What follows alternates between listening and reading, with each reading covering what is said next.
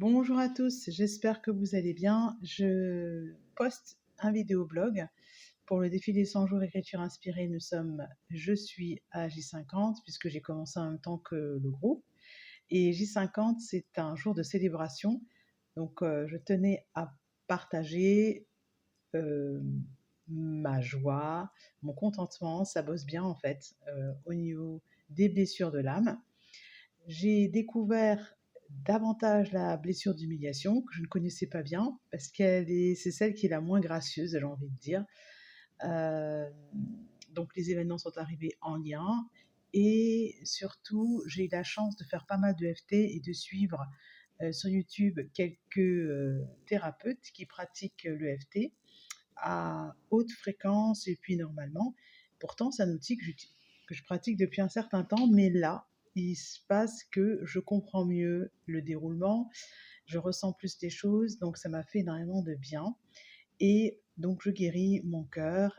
Par la même occasion, je comprends, comment dirais-je, je, je regarde l'autre. Quand je dis l'autre, c'est l'élément masculin, celui qui est très différent de moi, d'une autre manière.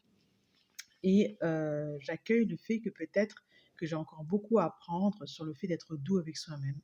Parce que pour l'instant, j'ai voilà, j'ai beaucoup en fait encore pour recevoir, pour attirer l'abondance, il y a beaucoup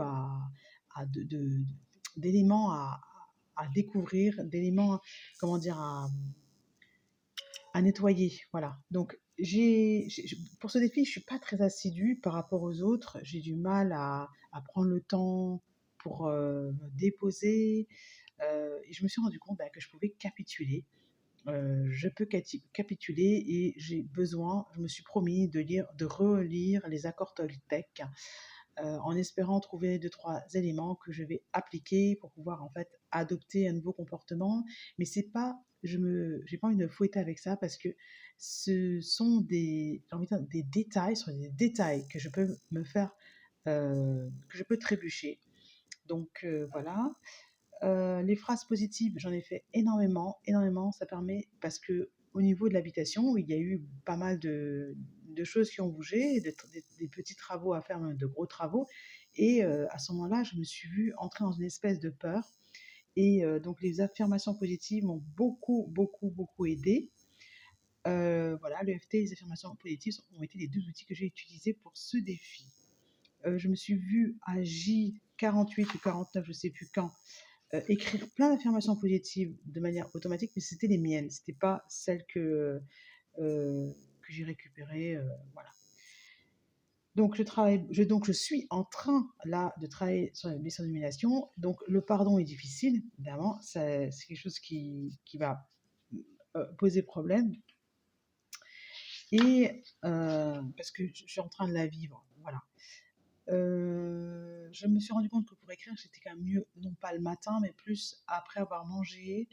Des fois, je le fais le matin, mais pas souvent parce que j'ai du mal à être assidue.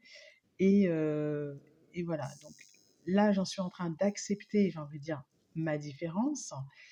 Et le fait d'être plus sensible, cette extrasensorialité, j'ai envie de dire, voilà. Et plus sensible que les autres. Voilà. Donc, je peux capituler. Ça a été le, le- la plus grosse découverte. Voilà, je pensais que quand je disais non, c'était une manière de poser une limite à l'autre, alors qu'en fait, c'était je capitule. C'est je capitule à ce moment-là. Donc, à travailler, je me donne le temps. Voilà. L'alimentation, clairement, je mange moins. Voilà, je suis invitée à moins manger.